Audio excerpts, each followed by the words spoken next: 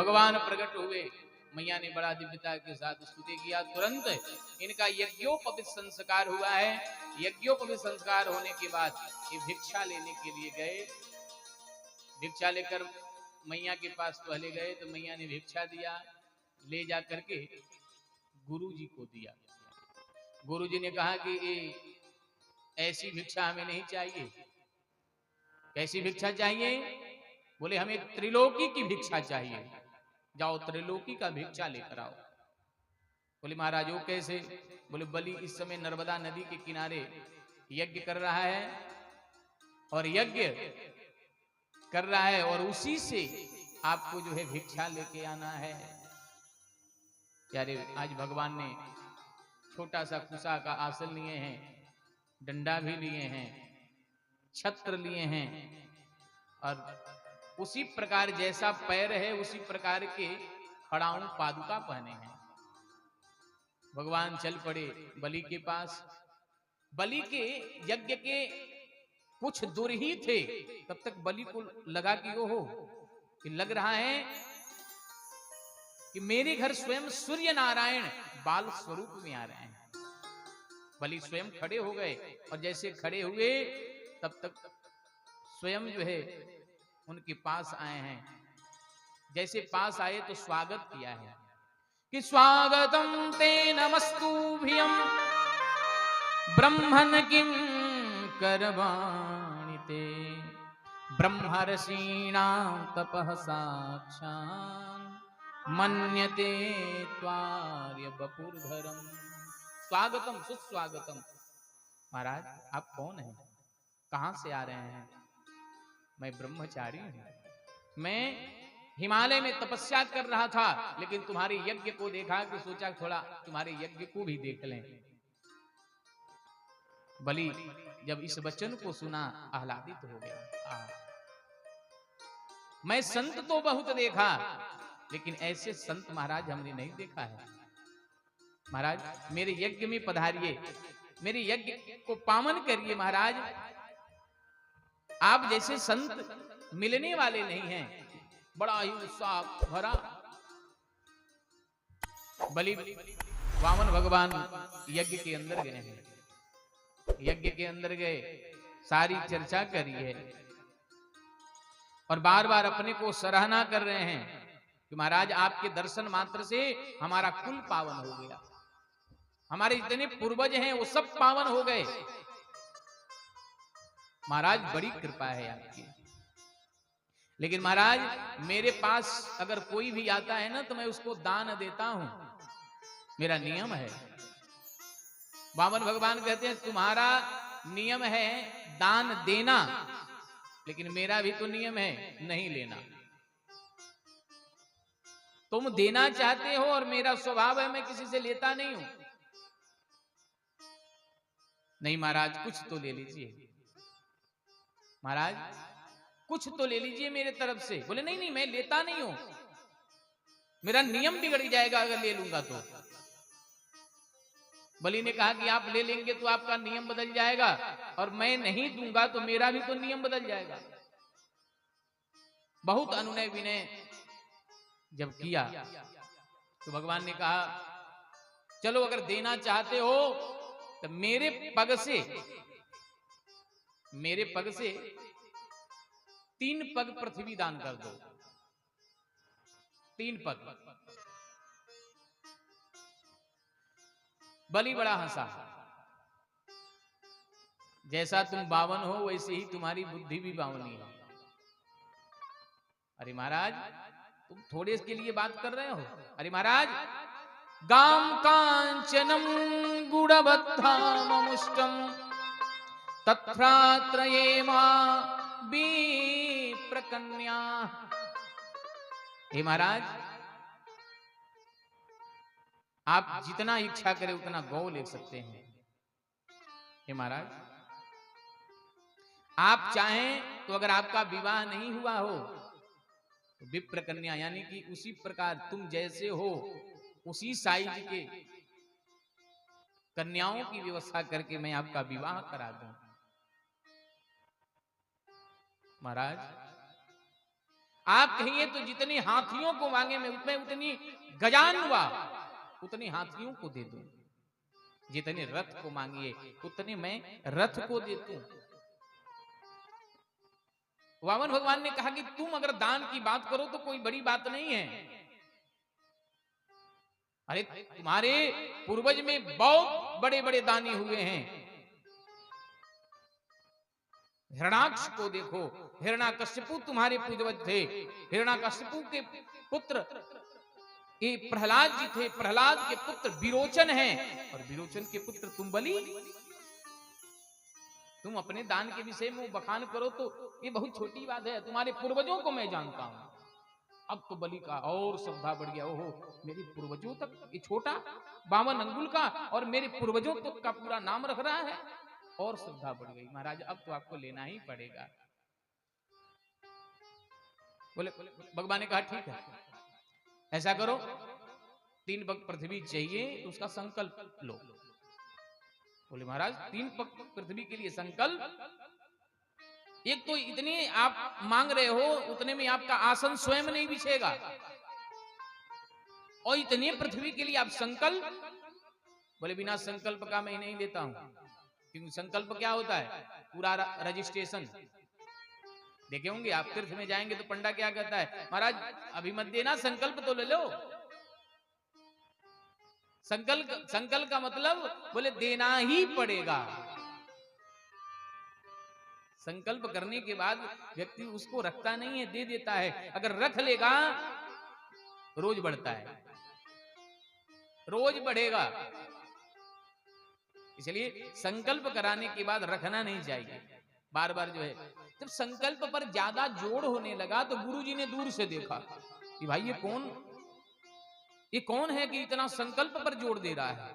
ध्यान लगा कर देखा तो क्या देखा कि एक कोई ना 52 है ना कोई 53। ये कौन है?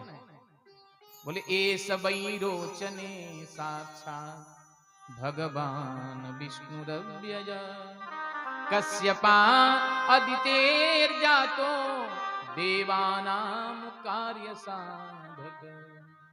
ये न 52 है न 53 है, ये साक्षात भगवान ही देवताओं के कार्य को सिद्ध करने के लिए आए हैं। तुरंत बलि को बुलाया, इधर सुनो। गुरुजी के पास बलि गया। बलि ने कहा गुरुजी ये संकल्प के लिए कह रहे हैं। गुरुजी ने कहा इनको जानते हो तुम कौन है? साक्षात विष्णु ही वामन के रूप में तुम्हारे यज्ञ में आए हैं, और 3 पग पृथ्वी का जो संकल्प कर दोगे, ये 3 पग पृथ्वी में भी 2 पग में ही पूरे ब्रह्मांड को नाप देंगे। तुम्हारे पास तीसरा पग देने के लिए ही नहीं बचेगा। तो 3 पग की बात कर रहे हो, इनको मत देना, मना कर दो, मना कर दो। नहीं गुरुजी अब मैं कह दिया हूं और मैं अपने बच्चों से नहीं मुकर सकता। आपने ही पहले बताया था कि अगर ब्राह्मण आए उसका दिव्य स्वागत करना चाहिए, और आज फिर मना कर रहे हो आप। अब मैं बोल दिया हूं तो झूठ कैसे बोलूं? तब कहा कि देखो 8 जगह ऐसे होते हैं जहां झूठ बोलने से पाप नहीं लगता है। 8 जगह झूठ बोला जा सकता है। बोले वो कहां महाराज? बोले स्त्रीषु नर्म विवाहेषु वृत्त्यर्थे प्राण संकटे गो ब्राह्मणार्थे हिंसायां नानृतम स्याजुगोस्मितम। इतने जगह झूठ अगर कोई बोले तो पाप नहीं लगता है। कौन जगह? स्त्रीषु, अपने ही स्त्री से अगर एक बार झूठ बोलना पड़े तो पाप नहीं लगता। क्यों क्यों क्यों झूठ बोलना पड़े? क्योंकि कोई गंभीर बात हो तो अपनी स्त्रियों से नहीं बताना चाहिए। क्यों क्यों? बोले इनका हृदय इतना कोमल होता है कि अगर कोई रोते रोते आए ना तो पूरा बता देंगे जो आपने बताया था, पूरा बता देंगे। एक बार एक देवी जी एक पति ने कहा देखो आज मेरे से ऐसे ऐसे हो गया, लेकिन सुनो बताना मत किसी से। देखो सबसे बड़ी कमी है, व्यक्ति कह देता है कि बताना मत, तब तक बिना बताए नहीं मानेंगे। एक तो बताना नहीं चाहिए, और सबसे गलती व्यक्ति करता है कि बताना मत, तब तो जरूर बताएंगे।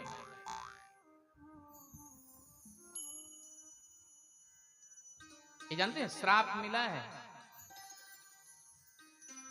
सबको श्राप मिला है, भोजन पच जाएगा लेकिन बात नहीं पचेगी।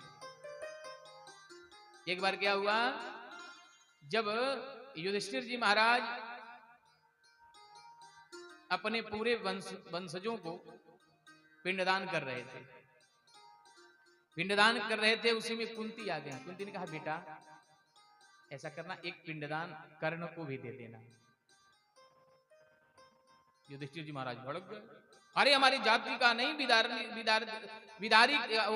बिरादरी का नहीं, मेरे वंश का नहीं, और उसको मां तुम पिंडदान देने के लिए कह रही है। आज उस मां ने कहा बेटा वो तुम्हारा तुमसे भी बड़ा भाई था, आज हाथ से पिंड छूट गया। युधिष्ठिर जी महाराज रो पड़े। मां मैं जब भी उसके पैरों को देखता था तो तुम्हारे पैरों के समान ही उसका पैर था, जब भी मेरा ये दृष्टि जब भी उस पैर की तरफ जाती थी तब तक तुम्हारी याद आती थी। ये मेरा भाई ही हो सकता है, लेकिन मां इतने गंभीर ऐसे वीर को तूने समाप्त करा दिया। उसके जैसा वीर नहीं था कोई, उसके जैसा कोई दानी नहीं था यहाँ पे, और तूने ऐसे भाई को खो दिया। जाओ मां मेरा श्राप है, आज के बाद कोई भी स्त्री बहुत गंभीर बात को बहुत काल तक छुपा के नहीं रख पाएगी। श्राप दिया, और वही श्राप है कि आज भी माताओं को ये लगा है। उस व्यक्ति ने क्या किया, कहा देवी मत बताना, नहीं बता। अब ये क्या है, पूरा गई है मंदिर पूजा करने के लिए, तब तक कोई सखी मिल गई, थोड़ा उदास लग रही, ना ना ना कोई बात नहीं, लग रही हो थोड़ी, कोई बात है क्या, ना ना कोई बात नहीं, लग रहा है कोई बात है।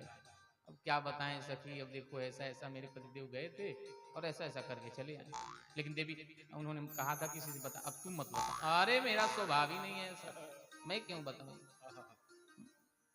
किसी से बताना मत, तो बताते बताते अब वो कहीं और गई सखी, तो बात कुछ और चल रहा है, बात बात में आई, अरे आज उसकी पत्नी बता रही थी ऐसे ऐसे हुआ है, लेकिन देवी वो कही थी, मना करने के लिए कही, लेकिन सुन तुम मत बताना। ऐसे ऐसे करके करने करने जपन जाना, धीरे धीरे बात पूरे गांव में फैल गई, उसका पति जेल चला गया। देवियों का स्वभाव होता है, इसलिए बहुत अगर गंभीर बात हो तो अपने देवियों को नहीं बताना चाहिए, सब जगह जगह फैला देंगे। इसलिए कह रहे हैं स्त्री सु, उस अपनी पत्नी से नहीं बताना चाहिए। अब कहते हैं नर्म, नर्म का मतलब हंसी मजाक, हंसी मजाक में अगर झूठ निकल जाए तो उसमें भी दोष नहीं लगता। विवाहेषु, विवाहेषु यानी कि कन्या का विवाह हो रहा है, किसी ने पूछ दिया गुरुजी आप उस परिवार में कथा करने गए थे तो उस कन्या को आपने देखा है, भले ही बुरी हो लेकिन हमें तो बताना ही होगा, नहीं अरे बड़ी सुंदर है, बड़ी दिव्य है, अरे कोई कमी नहीं है, बड़ा परिवार संस्कारित है, कहना ही पड़ेगा। तो वहां भी व्यक्ति अगर झूठ बोलता है कन्या के विवाह में तो पाप नहीं लगता है, किसी बेटी का घर बस जाता है। स्त्रीसु नर्म विवाहेषु वृत्ति अर्थे, वृत्ति अपनी वृत्ति की रक्षा के लिए कभी झूठ बोलना पड़े, व्यक्ति वृत्ति का मतलब कमाने के प्रति कभी झूठ बोलना पड़े तो कोई पाप नहीं लगता। वृत्ति अर्थे प्राण संकटे, अगर प्राण संकट में हो, कोई व्यक्ति फांसी पे चढ़ने वाला है और एक शब्द आप बोल देंगे तो उतर जाएगा, तो अगर एक बार किसी व्यक्ति को बचाने के लिए, उसके प्राण को बचाने के लिए अगर झूठ बोलना पड़े तो एक बार झूठ बोलने से पाप नहीं लगता है। प्रत्यर्थ प्राण संकटे, गौ की रक्षा के लिए, मानिए कोई दौड़ा रहा है कि गौ को मारना है और गौ कहीं छुप गई, आपसे पूछ रहा है कि आपने देखा, तो डायरेक्ट वही कहना है मैंने नहीं देखा। अगर ऐसा व्यक्ति गौ को बचाने के लिए गौ को बचाने के लिए झूठ बोलता है तो वहां भी पाप नहीं लगता है। गो ब्राह्मण की वृत्ति की रक्षा के लिए, ब्राह्मण की रक्षा के लिए अगर कोई एक बार झूठ बोले उसको पाप नहीं लगता है। गो ब्राह्मणार्थे हिंसायाम, अगर कोई व्यक्ति कहीं हिंसा करने जा रहा है, किसी को मारने जा रहा है, वहां भी अगर एक बार झूठ बोले तो पाप नहीं लगता है। 8 जगह पाप नहीं लगता है। और हे बलि, तुम्हारी तो वृत्ति ही जा रही है, सारा संपदा जा रहा है, एक बार झूठ बोल दोगे तो सब बच जाएगा। गुरुजी से बलि ने कहा कि महाराज, अगर मेरे दरवाजे पर कोई संत आया है तो संत को जितना दिया जाएगा उतना ही लेगा, उससे ज्यादा नहीं ले सकता। लेकिन अगर भगवान स्वयं आए हैं तो लोग तो ये गाएगा, अरे भगवान होकर भी बलि के यहां भीख मांगने के लिए गए थे, दान लेने के लिए गए थे। और आपको एक बात बता दें, लेने वाला कभी नीचा रहता है और देने वाला कभी भी ऊपर रहता है। आपने देखा होगा, हाथ में जिसको देंगे तो सबसे ऊपर आप ही का हाथ होगा, लेने के वाले का हाथ तो नीचे ही रहता है। महाराज मैं मना नहीं कर सकता, तुरंत यहां श्राप दिए कि जाओ, मेरी गुरु की बात को नहीं मान रहे हो, जाओ, मेरा श्राप है कि तुम भी श्रीहीन हो जाओ। देकर चले गए। बलि बामन भगवान ने कहा कि क्यों नहीं देना है, मैं जाऊं, क्या खाना फूसी कर रहे हो? बलि ने कहा गुरुजी आप जाइए मत, मैं आ रहा हूं। तुरंत ले गए। बोले कमंडलू लेके आओ जल लेके लिए। जल दिया है। जैसे जल निकालने लगे तैसा, भागवत जी में तो नहीं लिखा है लेकिन विष्णु पुराण में लिखा है, विष्णु पुराण, भागवत जी में ऐसा नहीं लिखा है लेकिन विष्णु पुराण में लिखा कि शुक्राचार्य जी महाराज अभी भी नहीं माने, और जो कमंडलू था ना उसका छिद्र उसी में घुस गए थे कि न जल गिरेगा न संकल्प होगा। घुस गए। जैसे जल गिराया जा रहा था, जल ही नहीं गिर रहा था। भगवान ने कहा दो, इसमें बहुत दिन से रखे, उसमें जंग लग गया, ला। भगवान ने अपने आसन से एक कुसा निकाला और कुसा निकाल कर जैसे उसमें साफ किया तो शुक्राचार्य जी का एक आंख ही गायब हो गया, एक आंख गायब। इसीलिए कहा जाता है कोई व्यक्ति दान करे ना तो उसमें टोका टिप्पणी नहीं करना चाहिए। या जैसी दशा शुक्राचार्य जी की हुई वैसी दशा आपकी भी हो जाएगी। इसलिए दान करते समय किसी को सलाह मत दीजिए, अपनी व्यवस्था के अनुसार दान। लेकिन आज इतने बिचौलिया होते हैं कि दान कितना दोगे आप, ऐसा जरूर होता है। इसलिए दान में कहीं टोका टोकी नहीं करना चाहिए, उसे भगवान स्वयं रुष्ट होते हैं। तुरंत जल का संकल्प किए, संकल्प करके जैसे संकल्प पूरा हुआ तो भगवान ने क्या किया, तुरंत विराट रूप धारण कर लिया। बोलिए विराट भगवान की जय हो।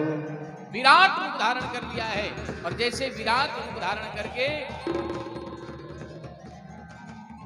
और बलि के पूरे साम्राज्य को पग से नापना शुरू कर दिया। पग से नापा, 2 ही पग में पूरे ब्रह्मांड में छिद्र कर दिया। और ब्रह्मांड में छिद्र करके जहां ब्रह्मा जी स्वयं रहते हैं वहां भगवान का पैर चला गया है। ब्रह्मा जी ने देखा भगवान के चरण आए हैं, तुरंत जो है उस चरण को क्या किया, कमंडलू में धो करके उस जल को रख लिया। और वही जल जो है आज भारतवर्ष में गंगा मैया के रूप में, गंगा यमुना सरस्वती के रूप में बह रही हैं। बोलिए गंगा मैया की जय हो।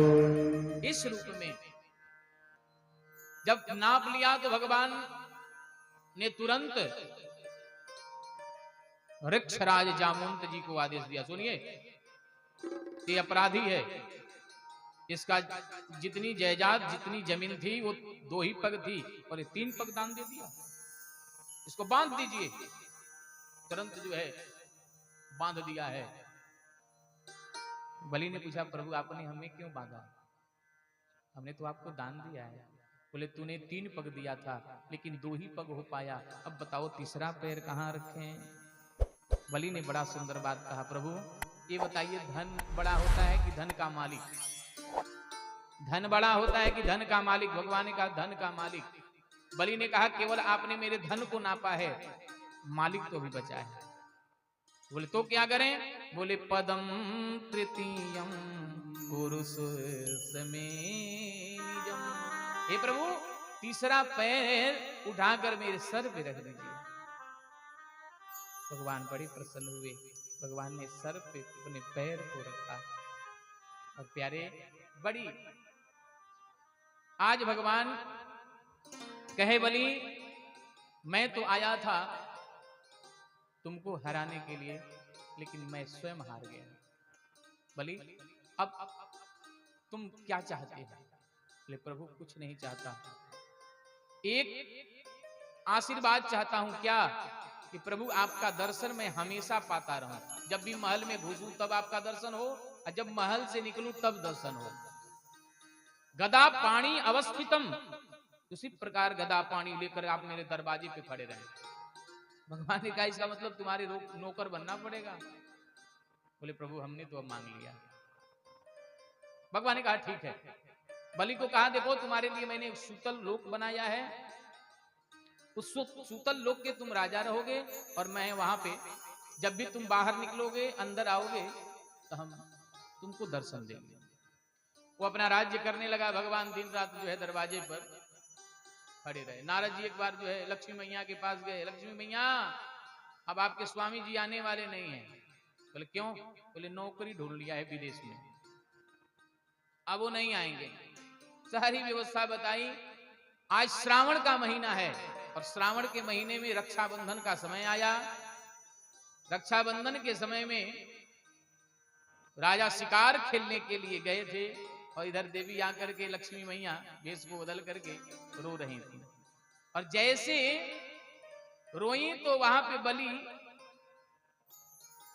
पहुंचा। अरे देवी तुम क्यों रो रही हो? आज क्या कारण है?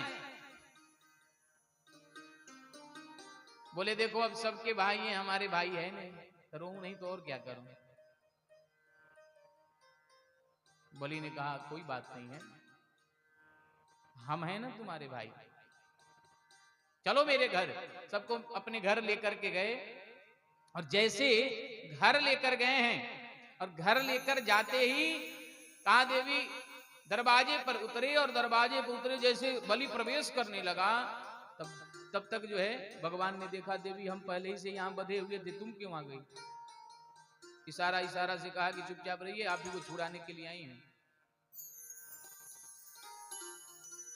इधर जो है लक्ष्मी मैया अंदर गई, और जैसे लक्ष्मी मैया अंदर गई हैं, जाकर दिव्य स्नान किया है, आरती की थाल सजाई है, बलि आया। और बलि आकर के उसने कहा बहना अब राखी बांध दो। राखी बांध दी। राखी बांधने के बाद पूछी क्या चाहती हो? बोले जो मांगेंगे सो दोगे। अरे भाई तू मेरी बहन है, बहन नहीं देगी तो कौन देगा? वो भाई नहीं देगा तो कौन देगा? भाई तुम मांगो तो सही। अब हुआ क्या? लक्ष्मी मैया कहती हैं कि जो ये दरवाजे पर जो आपके पास नौकर है उसी को दे दीजिए, उसी नौकर को दे दीजिए। आज बलि समझ गए, ओहो पहले से नारायण तो आ ही गए थे, कि साथ साथ लक्ष्मी हैं। बलि ने बड़ा जयकार लगाया है, अरे लक्ष्मी मैया आपने बड़ी कृपा की है कि मेरे घर स्वयं पधारी है। बलि ने गया है और जाकर के दोनों का हाथ पकड़ाया और कहा बहना अब तुम लेके जाओ, जाओ राखी की बधाई तुझे मिल गई। बोलिए बावन भगवान की जय। इसी स्कंध में एक सत्यव्रत नाम के राजा हैं। प्रलय का जब समय आया तो भगवान इनके घर मत्स्य रूप में धारण करके और राजा को सारी व्यवस्था बता दिया कि ऐसा करना, प्रलय अब जो है होने वाला है, ऐसे जितनी वस्तुएं हैं, जो जरूरत की वस्तुएं हैं, सब वस्तुओं को तुम इकट्ठा करके रखना और मैं स्वयं नाव लेके आऊंगी। मछली कहेगी मैं स्वयं नाव लेके आऊंगी और उसके सारे सामग्रियों को रख के तुम तैयार रहना और तुम्हें लेके हम चले जाएंगे। और इसी के द्वारा प्रलय हुआ। तुरंत सारे सामग्रियों को रखे हैं और सारे सामग्रियों को रख के लेकर के चले गए। बोलिए मत्स्य भगवान की जय। 24 अवतारों में ये मत्स्य का अवतार भी भगवान का हुआ था। अब 9वें स्कंध में 24 अध्याय है। कितना? 24। 12 अध्याय में सूर्य वंश का वर्णन है और 12 अध्याय में चंद्र वंश का वर्णन है।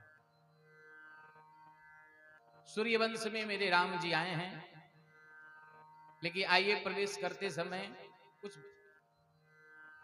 भजन कर लें और ठाकुर जी से कहें कि ठाकुर जी जल्दी जल्दी पधारो, कितने दिन से पीले पीले वस्त्र पहन के आए हैं, सारा खराब हो रहा है, इसलिए जल्दी जल्दी आप आ जाओ। आइए कन्हैया को मनाते हैं। मेरा गोपाल गिरधारी जबाने से निराला है।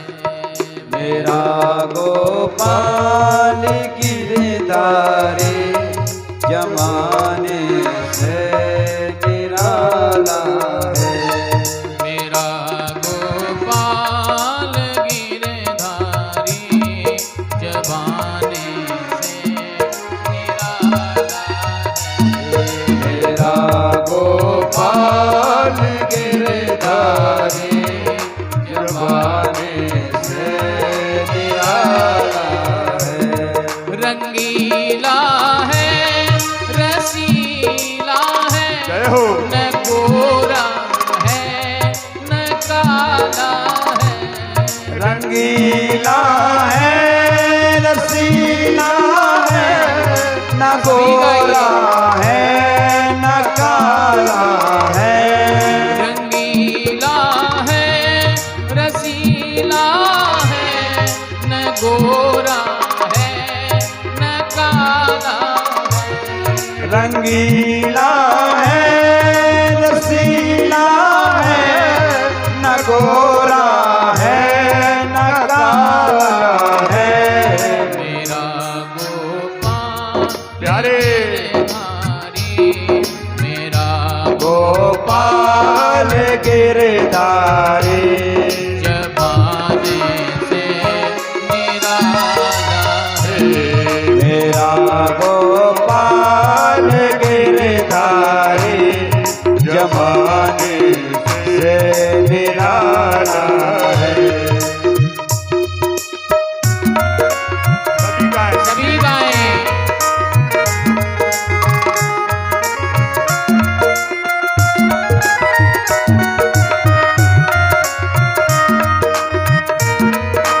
हरि बोल।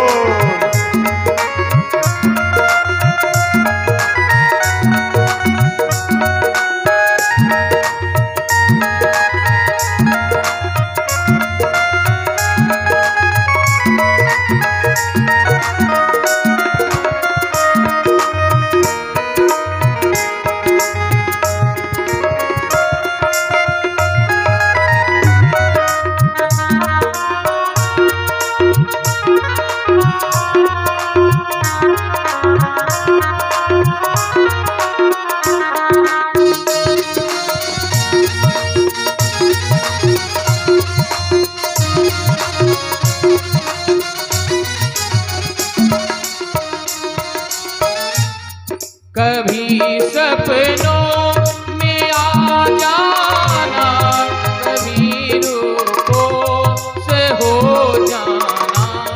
कभी सपनों में आ जाना, कभी रोपोस हो जाना। कभी सपनों में आ जाना, कभी रूपों से हो जाना। कभी सपनों में आ जाना, कभी रोपोस हो जाना। तरसाने का मोहन ने, ये तरसाने का मोहन ने निराला निकाला है। ये तरसाने का मोहन ने निराला ढंग निकाला है। ताली बजा के सभी लोग।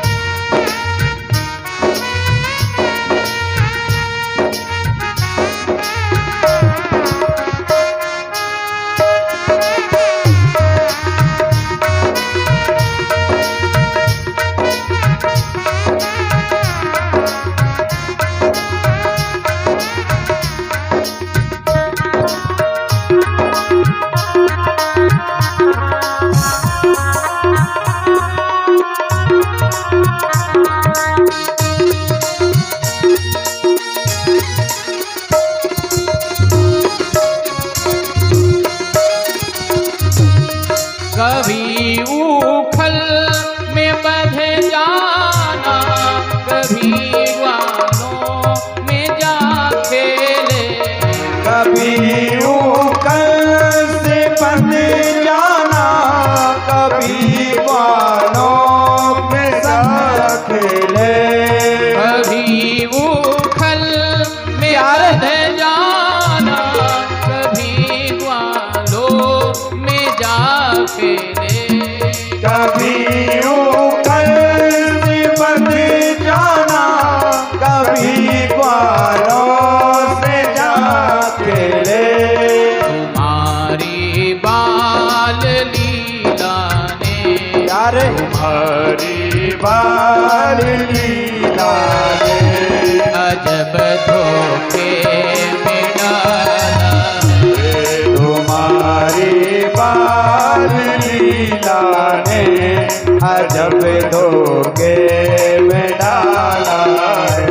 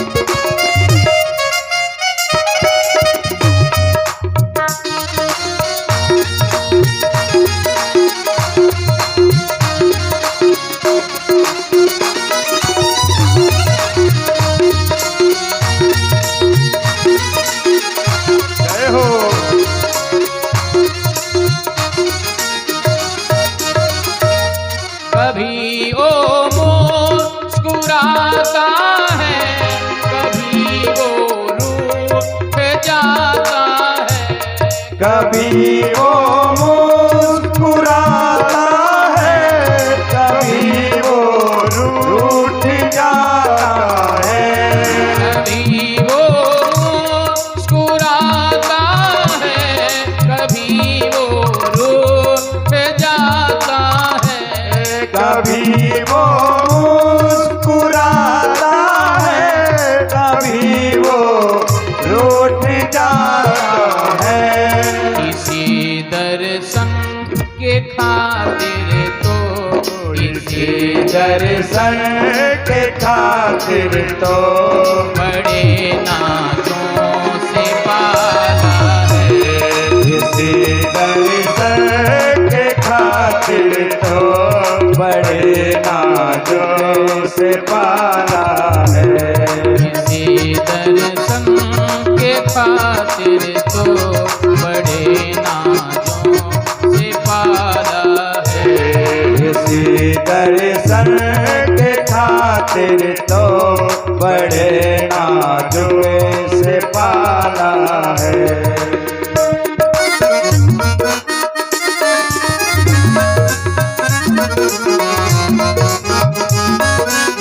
बोलिए बांके बिहारी लाल की।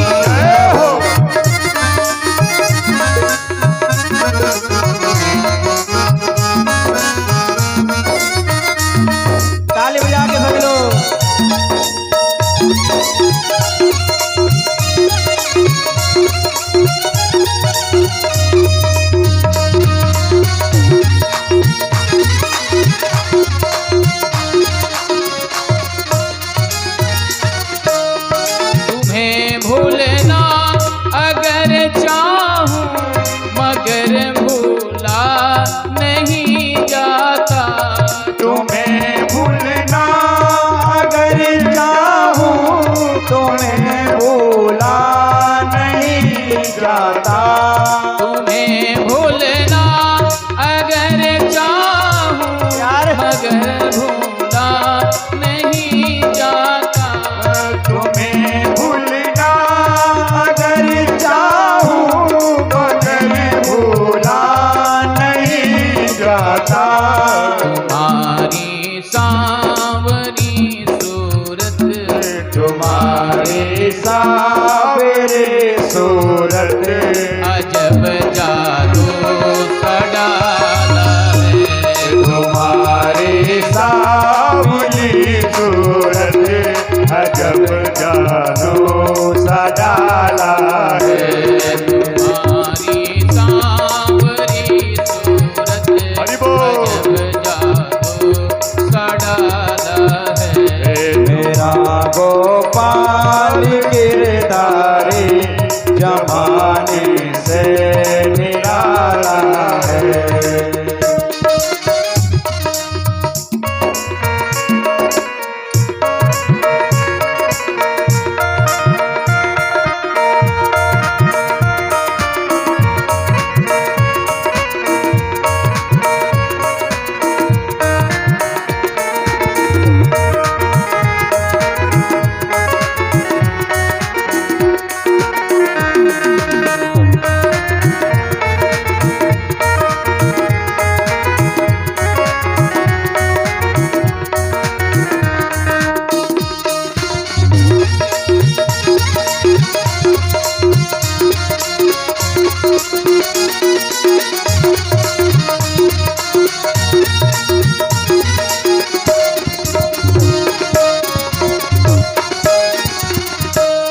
मेरे नैनों में बस जाओ मेरे हृदय में आ जाओ। मेरे नैनों में बस जाओ मेरे हृदय में आ जाओ।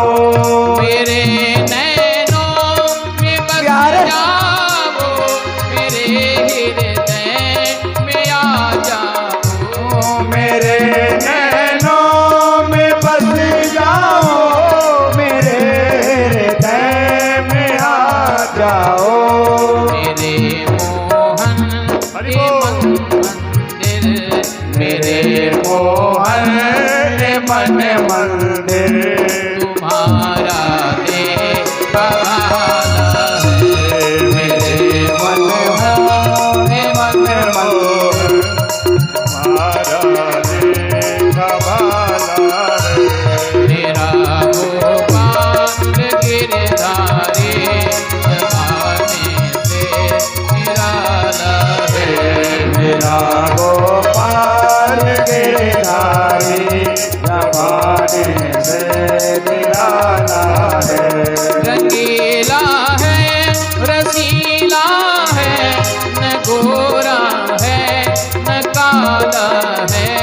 रंगीला है रसीला है न गोरा है न काला है।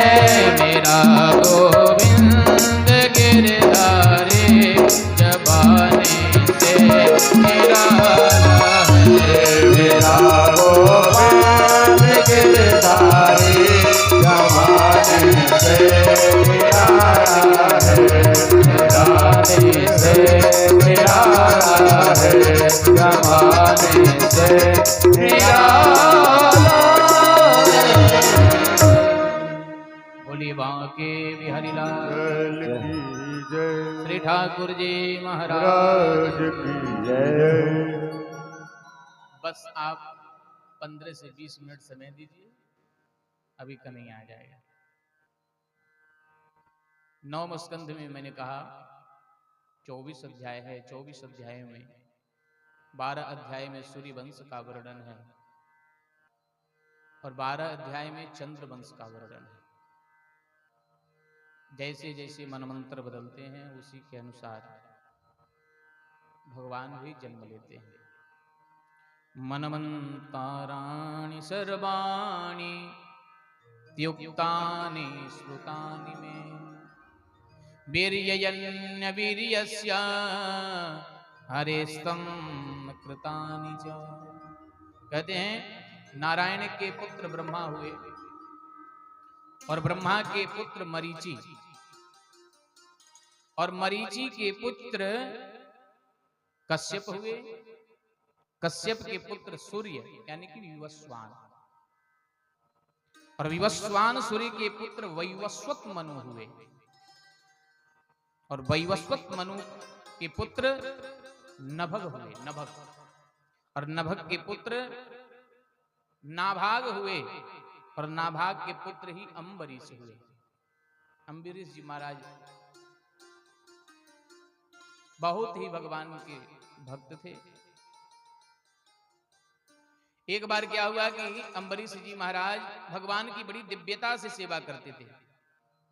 आपको बता दें भगवान के लिए भोग लगाना था ना, स्वयं अम्बरीश जी अपने हाथों से चक्की चलाते थे और चक्की चला करके उससे आटा निकलता था, उससे भगवान का भोग लगाते थे।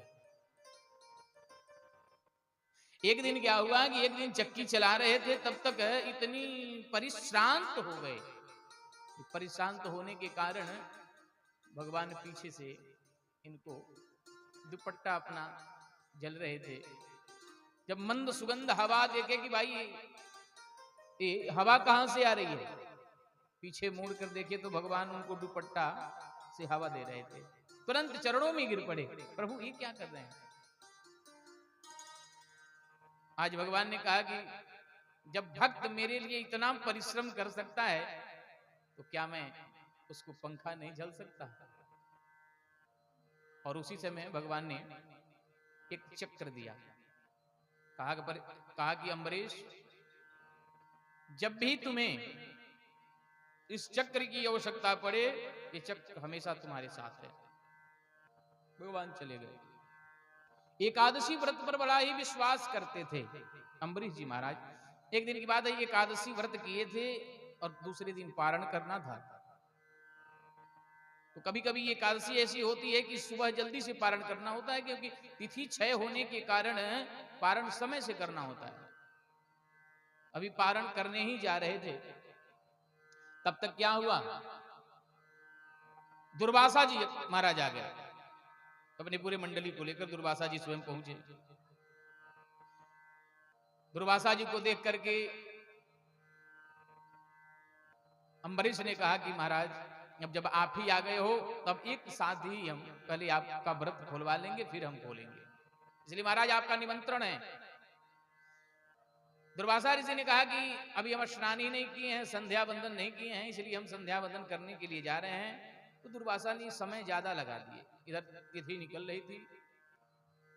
ब्राह्मणों से पूछे कि हम क्या करें, निमंत्रण एक संत को दे दिए हैं और जब तक वो भोजन नहीं करेंगे तब तक हम कैसे कर सकते हैं। ब्राह्मणों ने कहा कि महाराज भोजन तो नहीं कर सकते हैं, तुलसी पत्र अपने मुख में डाल करके पारण कर लीजिए। सो लेकर के पारण कर लिए। दुर्वासा जी आए हैं, समझ गए कि ओहो इन्होंने पारण कर लिया, बड़ी डांट लगा। अरे भाई एक संत ब्राह्मणों को तुम निमंत्रण दे करके स्वयं पारण कर लिया। इतना क्रोधित हुए कि अपनी जटा को उखाड़े हैं। जटा को उखाड़े तो एक कृत्या प्रकट हो गई और जैसे कृत्या प्रकट हुई तो अम्बरीश को जलाकर भस्म करने के लिए वो कृत्या अम्बरीश के पास गई। अम्बरीश ने भगवान का स्मरण किया, उस चक्र का स्मरण किया, हे प्रभु मेरी रक्षा करें। तो भगवान ने अपने चक्र को ही भेज दिया। अब चक्र को भेजा, सो चक्र ने क्या किया, उस कृत्या को मारकर समाप्त किया और इधर दुर्वासा ऋषि को दौड़ाने लगा। तो चक्र दुर्वासा ऋषि भगते भगते अब कहां जाएं, सो ब्रह्मा जी के पास गए। ब्रह्मा जी ने कहा नहीं यहां जाओ, मेरी सामर्थ्य नहीं है इस चक्र से तुम्हारी रक्षा करें, यहां भागो। ब्रह्मा जी ने जब भगा दिया तो कहां जाएं? भगवान शिव के पास गए। शिव जी ने कहा कि हमारी भी सामर्थ्य नहीं है कि इस चक्र की सामना कर सकें। इस चक्र से अगर रक्षा चाहते हो तो तुझे वहीं जाना पड़ेगा जिसका ये चक्र है। जाओ। दुर्वासा से दौड़े दौड़े भगवान के चरणों में गिर पड़े, प्रभु इस चक्र को शांत करिए, ये आप ही का चक्र है। भगवान बोले कि देखो मैं भी इसको शांत नहीं कर सकता। क्यों? बोले मैं भी स्वतंत्र नहीं हूं। क्यों नहीं स्वतंत्र हैं? बोले देखो हम भक्तों के अधीन रहते हैं कि अहम भक्त पराधीनो स्वतंत्र साधुना भृग्रस्तो हृदयो भक्त जना प्रिय। अहम भक्त पराधीन, हम भक्त के अधीन हैं। अब भक्त ने क्या किया? पूजा पाठ कर दिया है और पूजा पाठ करके हमको बुला लिया है, लेकिन हुआ क्या? कभी पूजन सुबह भी कर देता है, कभी भी लेट भी कर देता है। कभी क्या होगा कि 7 बजे ही खिला देगा, कभी कभी क्या करेगा 9-10 बजे खिलाएगा। जब खिलाएगा तभी तो हम खाएंगे। इसलिए अहम भक्त पराधीन। इसलिए तुम्हें जहां से आए हो वहीं जाना पड़ेगा। इधर दुर्वासा ऋषि दौड़े दौड़े गए और जाकर दौड़े दौड़े अम्बरीश के चरणों में गिरने लगे। अम्बरीश जी ने तुरंत उठा लिया, महाराज ये क्या कर रहे हो? ब्राह्मण ही हमारे लिए सब कुछ हैं। दुर्वासा ऋषि ने कहा कि वो तो सही बात है, लेकिन ऐसा करिए महाराज, पहले इस चक्र को शांत करिए। प्रार्थना किया है कि मैंने ब्राह्मणों का, संतों का मैंने सेवा किया है, अगर निर्मल भाव से संत ये चक्र शांत हो जाए। फिर भी शांत नहीं हुआ। फिर से भगवान के चरणों में प्रणाम किए। मैंने प्रभु का अगर अनन्य भाव से चिंतन किया है तो प्रभु इस चक्र को शांत करें। चक्र को भगवान ने शांत किया है और शांत करने के बाद आज हम दुर्वासा ऋषि ने कितना दिव्यता से दिव्यता उनको आशीर्वाद दिया है और आशीर्वाद देकर के दुर्वासा जी अपने घर को गए हैं। इसी वंश में यूनाश्व हुए, मानधाता हुए हैं। मानधाता की एक बेटी थी सौरभी, उसका विवाह चैवन मुनि के साथ हुआ था। खड़वांग दीर्घबाहुष्य, खड़वांग इस राजा में हुए, दीर्घबाहु हुए हैं, अज हुए हैं, क्योंकि समय बहुत कम है विस्तार, और सूर्य वंश का विस्तार तो कई वर्षों में नहीं किया जा सकता। स्वयं सुखदेव भगवान ही कहते हैं कि अगर 100 वर्ष में भी इसका अगर चाहा जाए कि इसका विस्तार किया जाए तो भी होने वाला नहीं है। बाहु हुए, सगर भी हुए, जो सगर के 60,000 पुत्र कपिल भगवान के श्राप से उनके नेत्र को खोलने से जलकर राख हो गए। इसके पीछे भी कथा है, क्योंकि इंद्र ने घोड़ा चुरा करके लेकर के यज्ञ का घोड़ा रख दिया था जहां कपिल मुनि रहते, कपिल मुनि के सामने ही रख दिया था। ढूंढते ढूंढते गए, 60,000 पुत्र देखा कि ओह ये तो कपिल भगवान ही चुरा के लाए हैं।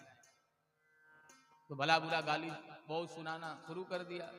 कपिल भगवान का नेत्र खुला और नेत्र खुलते ही सारे जल के राख हो गए। सगर के पुत्र हुए थे एक अंशुमान। अंशुमान ने जाकर के कपिल से प्रार्थना करी कि इनका गति कैसे प्राप्त होगी। तो बताया कि अगर ब्रह्मलोक से जो ब्रह्मा जी अपने कमंडलू में रखे हैं वामन भगवान का वो चरणोदक, अगर वो आए तो ये मुक्त हो जाएंगे। उन्होंने तपस्या की है, अंशुमान ने भी तपस्या किया है, असमंजस ने भी तपस्या की। दिलीप में भी तपस्या की, लेकिन भगवान नहीं आए। दिलीप के पुत्र हुए भगीरथ, और भगीरथ ने तपस्या करके गंगा मैया को लेके आ रहे थे। शंकर की जटा से निकल के वो धीरे धीरे आ रहे थे। तब तक एक जहनु ऋषि थे। जहनु ऋषि ने पी गए, क्योंकि उनकी सारी कुटिया गंगा मैया पूरा बहा दी, क्रोधित होकर पी गए थे। फिर से अनुनय बने, ये जो है किया भगीरथ ने, तब जाकर के उन्होंने अपने कान से उस गंगा जी को बाहर निकाला। मुख से इसलिए नहीं निकाला कि ये जूठा हो जाएंगे, इसलिए कान से ही गंगा जी को बाहर किया। वहां से जैसे भस्मियों को पड़ा, सब उद्धार हो गया उन लोगों का। आगे खडवांग राजा हुए, दीर्घबाहु हुए, रघु हुए, पृथु हुए, अज हुए, और अज के पुत्र ही महाराज दशरथ हुए। दशरथ की 3 रानियां हैं, सुमित्रा, कैकेयी और कौशल्या। राजा के घर पुत्र नहीं हो रहा था, अपने गुरु जी के पास गए कि एक बार भूपति मन माही, एक बार भूपति मन माही, एक बार भूपति मन माही, एक बार भूपति मन माही, भई गलाम रे सुतना, भय बलानि मोर सुत नारी, धरहूं धीर होइए सुत चारी, धीरे होय सुत चारी, त्रिभुवन विदित भगत भयहारी, त्रिभुवन विदित भवजारी, त्रिभुवन विदित भगत भयहारी। गुरु जी के पास गए, पूरी समस्या सुनाए हैं। गुरु जी ने कहा धरहूं धीर होइए सुतचारी। सारी विधि व्यवस्था बताया, पुत्रेष्ठी यज्ञ कराओ, पुत्रेष्ठी यज्ञ कराया। अग्नि नारायण स्वयं प्रकट होकर के चरु लेकर निकले हैं, सबका बंटवारा किया है। और बंटवारा करने के बाद स्वयं भगवान का जन्म हुआ है। सशंख चक्रम सकरीत कुंडलम, सपेत वस्त्रम सरसेर, सहार वक्ष स्थल कौस्तुभश्री, नमामि विष्णु शिरसा चतुर्भुजं। चारों पुत्रों का जन्म हुआ है, नामकरण हुआ है, और नामकरण करने के बाद यज्ञोपवीत संस्कार हुआ, और स्वयं गुरुकुल में पढ़ने के लिए चले गए। अल्पकाल विद्या सब पाए। अब आपको बता दें क्यों इतना आपको फास्ट सुनाया जा रहा है। पहले तो एक श्लोक में सुना दिए थे सुखदेव भगवान, लेकिन पुनः आग्रह किए तो 1.5 अध्याय में पूरी राम कथा सुनाई। गए हैं पढ़ने के लिए, पढ़ के आए। विश्वामित्र जी महाराज लेकर गए हैं। इधर जो है ताड़का को मारा है, सुबाहु को, मारिच और सुबाहु को जो है मारा, लेकिन मारिच जाकर के 100 योजन पार गिरा। प्यारे इधर मिथिला गए हैं, मिथिला जाकर के धनुष यज्ञ को, उस धनुष को तोड़ा है।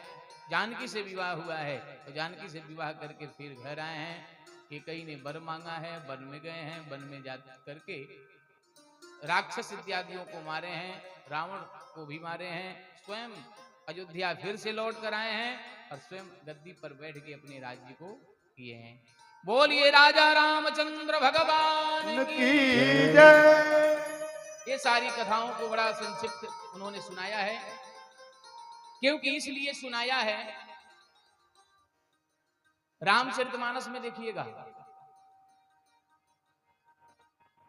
भरद्वाज मुनि ने याज्ञवल्क्य मुनि से पूछा कि महाराज राम कवन मैं पूछूं तो है, कि राम कौन है, यानी कि राम का चरित्र हमें सुनाइए। लेकिन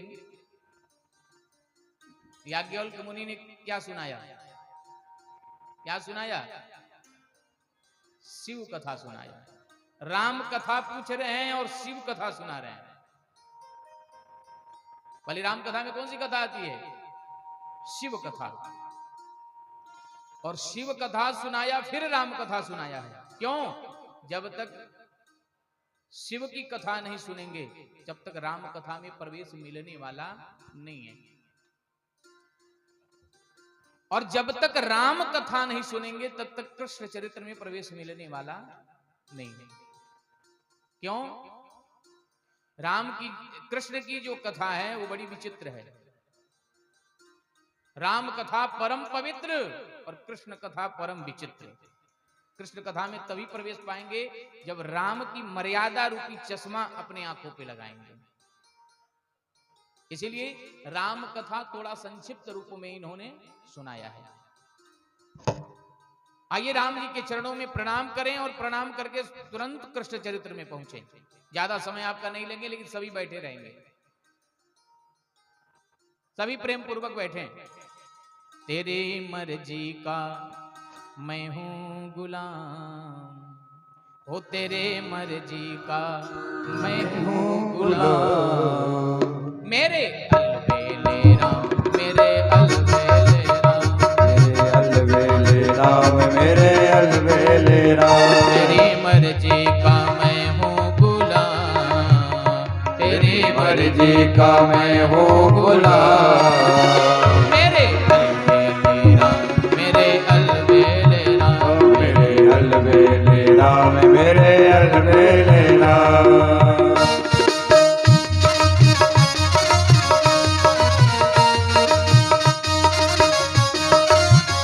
जय हो।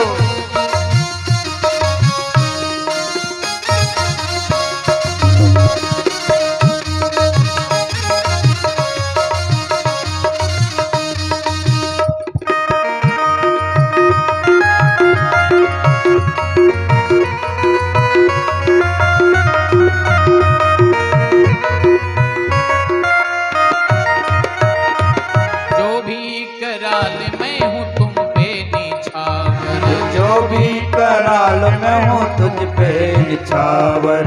जो भी कराल मैं हूँ तुम पे निछावर, जो भी कराल मैं हूँ तुम पे निछावर। तुम पे निछावर, मैं तो तुम पे निछावर, तुम पे निछावर प्यारे, तुम पे निछावर। जो भी कराल मैं हूँ तुम पे निछावर, जो भी कराल मैं हूँ तुम पे निछावर। क्योंकि दौलत हुआ तेरे नाम, क्योंकि दौलत हुआ तेरे नाम। मेरे अलबेले राम, मेरे अलबेले राम, मेरे अलबेले राम, मेरे अलबेले राम।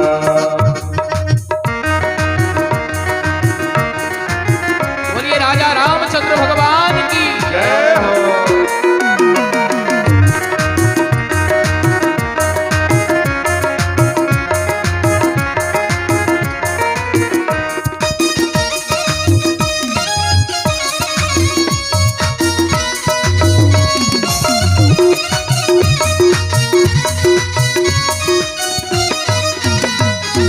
थक भी गया हूँ इस लंबे सफर में, थक भी गया हूँ इस लंबे सफर में। थक भी गया हूँ इस लंबे सफर में, थक भी गया हूँ इस लंबे सफर में। थक भी गया हूँ इस लंबे सफर में, थक भी गया हूँ इस लंबे सफर में। अब दे दो सजाया इनाम, अब दे दो सजाया इनाम।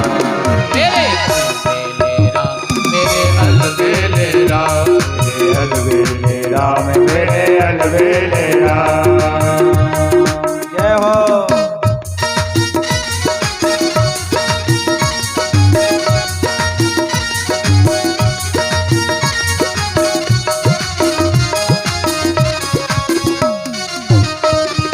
राधे।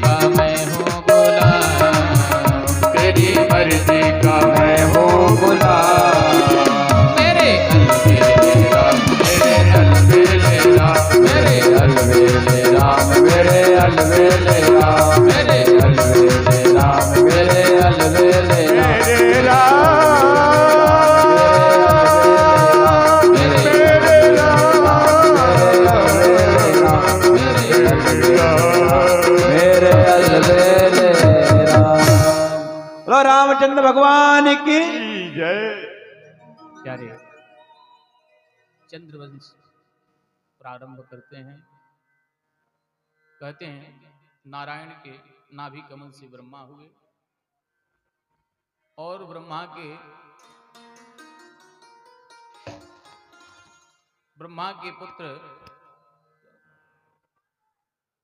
के पुत्र अत्रि हुए, अत्रि के पुत्र चंद्रमा हुए, चंद्रमा के पुत्र बुध हुए और बुध के पुत्र पुररवा हुए। इसी पुररवा वंश में राजा ययाति हुए। ययाति जी महाराज का 2 विवाह हुआ, एक देवयानी से और एक शर्मिष्ठा से। एक ब्राह्मण पुत्री हैं और एक राक्षस पुत्री। सुखदेव जी से राजा परीक्षित ने पूछा कि महाराज ये कैसे हो गया? जब ये क्षत्रिय हैं तो ब्राह्मण के बेटी से विवाह और इधर राक्षस की बेटी से विवाह, ये तो बड़ी विचित्र है। तो कहते हैं कि शुक्राचार्य जी महाराज एक राजा है जिसका नाम है विष्णुवा, और विष्णुवा के राज्य में ये रहते थे। जो भी राक्षस मर जाते थे उसको संजीवनी विद्या के माध्यम से जीवित कर देते थे। एक दिन क्या हुआ, विष्णुवा की जो बेटी है शर्मिष्ठा और शुक्राचार्य जी की बेटी है देवयानी, ये दोनों और सखियां मिलकर स्नान करने के लिए गईं। पूरे वस्त्रों को उतार के स्नान कर रही थी। तब तक कोई मनचला व्यक्ति उधर से निकला तो झटपट निकल के किसी का वस्त्र किसी ने पहन लिया, किसी का वस्त्र किसी ने पहन लिया। वस्त्र का अदला बदलाव हो गया। हुआ क्या कि शर्मिष्ठा के वस्त्र को देवयानी ने पहन लिया, देवयानी के वस्त्रों को शर्मिष्ठा ने पहन लिया। इसी में हो गया झगड़ा, तूने क्यों मेरा पहन लिया, तूने क्यों मेरा पहन लिया। तो दैत्य कन्याएं ज्यादा थीं और ब्राह्मण की कन्याएं 20 पड़ी और उनके सारे वस्त्रों को उतार करके एक कुआं में डाल दिया। कुआं में डाला और उसी में वो चिख रही थी, सब चली गई। राजा ययाति जो थे वो जंगल में शिकार खेलने के लिए आए थे, प्यास लगी थी, पानी की इच्छा से आए तो क्या देखा कि एक कन्या जो है चिख रही है, चिल्ला रही है। अगर हम छोड़ देते हैं तो इसी में मर जाएगी। तो राजा ने डोरी के सहारे उनको किसी प्रकार से निकाल लिया और निकाल के उनके दाहिने हाथ को पकड़ के बाहर किया। देवयानी ने कहा कि महाराज आपने मेरे दाहिने हाथ को पकड़ा है और इस अवस्था में आपने हमें देखा है, इसलिए अब जब भी विवाह करूंगी तो आप ही से कर लूंगी। चली गई। जाकर शुक्राचार्य जी महाराज को बहुत डांटी कि महाराज आपकी बेटी को जो मारने का प्रयास कर रहा है उसको आप जिलाने का प्रयास कर रहे हो। बोले क्या हुआ? बोले ऐसा ऐसा है। बोले अब इस राज्य में ही नहीं रहेंगे। तो शुक्राचार्य जी निकल कर जाने लगे। राजा को पता चला, राजा ने यहाँ के चरणों में गिर पिया, महाराज आप चले जाओगे तो हम सब मर जाएंगे, क्या होगा? तब देवयानी ने कहा कि मेरे पिताजी तो रहेंगे लेकिन एक शर्त पे रहेंगे। क्या? बोले मेरा विवाह जहां भी हो तुम्हारी बेटी वो शर्मिष्ठा दासी बन के मेरे पीछे जाए। अगर ऐसा चाहते हो तो मेरे पिताजी तुम्हारे राज्य में रहेंगे, अगर ऐसा नहीं हुआ तो मेरे पिताजी चले जाएंगे। अब मरता क्या नहीं करता।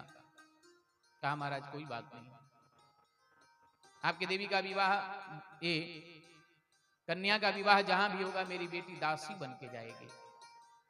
तो वही विवाह ये जाति से हुआ। ये दासी बन के गई, दासी बन के गई, लेकिन राजा ने इनको भी रानी बना लिया। पुत्र पैदा हो गए। देवयानी के 2 पुत्र प्रकट हुए और शर्मिष्ठा के 3 पुत्र हुए। यदुं च तुर्वसुं चैव देवयानी व्यजायत द्रुहुं चानुं च पूरुं च शर्मिष्ठा वास्वयत्वनि। यदुं च तुर्वसुं चैव, यदु और तुर्वसु ये देवयानी के 2 पुत्र हुए और 3 बेटा वो शर्मिष्ठा के हुए जो दासी बन के आई थी, द्रुहु, अनु और पुरु। एक दिन देवयानी अपने पिता के पास जाकर एक शिकायत करी। तो पिताजी ने, शुक्राचार्य जी ने श्राप दिया कि जाओ तुम बूढ़े हो जाओ। तो बूढ़े हो गए, लगे गिड़गिड़ाने रोने।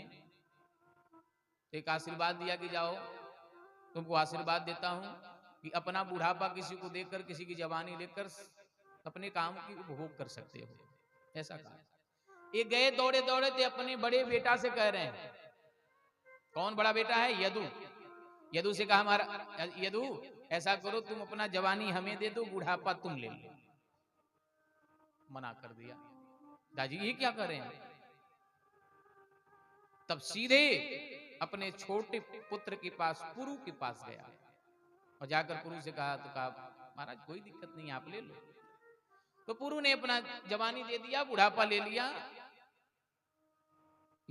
और जब यदु जी महाराज मना कर दिए थे तो उसी समय श्राप दिया, जाओ तुम्हारे वंश में कोई राजा नहीं होगा। इसलिए पुरु वंश में ही सब राजा हुए। जितने पांडव वगैरह सारे हैं सब पुरु वंशी हैं। ये पुरु के वंश में ही सारे पांडव वगैरह जितने हैं सब उसी में हो गए। पुरु ने दे दिया और देने के बाद खूब लेकर के पूरा उपभोग किया। बाद में उनको समझ में आई, ओहो अग्नि में जितना घी डाला जाए अग्नि उतना ही प्रकट होती हैं।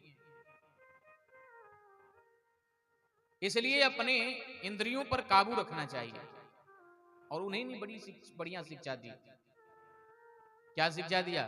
बोले काम का कोई भरोसा नहीं है। बड़े से बड़े विद्वान भी पछड़ जाते हैं। और कहा है कि अगर कोई सगा संबंधी या कोई भी हो, एकांत में कभी नहीं बैठना चाहिए, कभी भी नहीं।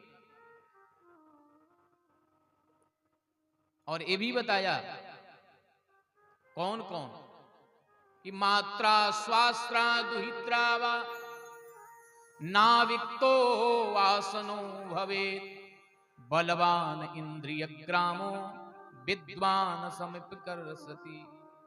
माता, माता के भी समान हो तो एकांत में नौजवान पुरुष को एक साथ नहीं बैठना चाहिए। मात्रा स्वास्त्रा, स्वास्त्रा यानी कि बुआ के समान भी हो तो उसके साथ। दुहित्रावा, बहन के समान भी, यानी कि किसी के समान भी बहुत कोई कार्य हो तो व्यक्ति कर सकता है, बैठ सकता है, लेकिन बिना प्रयोजन के नहीं बैठना चाहिए। क्यों? विद्वान समपि कर्षति। इंद्रियों का बल इतना बड़ा है कि बड़े बड़े विद्वानों को भी पछाड़ देता है। अरे विश्वामित्र जी महाराज तपस्या कर रहे थे, मेनका नाम की अप्सरा आई, जहां पायल को झमकाई, बाबा का ध्यान ही टूट गया। ययाति जी ने बड़ा सुंदर शिक्षा दी, अपने स्वयं परे उसको उतार करके शिक्षा सबको दिया है। और जो वही यदुवंश है जिसमें मेरे कन्हैया का जन्म हुआ, इसी में राजा हुए देवमीढ़ रंतिदेव। रंतिदेव जी की चरित्र इतनी दिव्य है। रंतिदेव जी के राज्य में एक बार बारिश नहीं हो रही थी। बारिश जब नहीं हो रही थी, पूरा अकाल पड़ गया था। इतना अकाल कि भोजन करने के लिए भी सब लोग तरस रहे थे। पानी की बात कौन कहे, लेकिन इतने रंतिदेव जी महाराज धर्मावलंबी थे। भागवत में बड़ी सुंदर ये कथा है। एक दिन स्वयं भगवान ही इनकी परीक्षा लेने के लिए आए। आज एक रोटी बचा था केवल खाने के लिए, वही लेकर पति पत्नी दोनों बैठे थे खाने के लिए। तब तक एक व्यक्ति ने कुत्ते को लेके आ गया और साथ में वो भी था। बोले हम भूख के मारे तड़प रहे हैं, प्यास के मारे तड़प रहे हैं, क्या होगा? तब वो लेके जो बैठे थे खाने के लिए, वो भी स्वयं नहीं खाए, पत्नी भी नहीं खाई, और ले जाकर उस कुत्ते को, और जो साथ में कुत्ते को पकड़ा था उसको जैसे भोजन दिया, भोजन देते ही वो कोई और नहीं था, स्वयं भगवान ही उस परीक्षा लेने के लिए आए थे।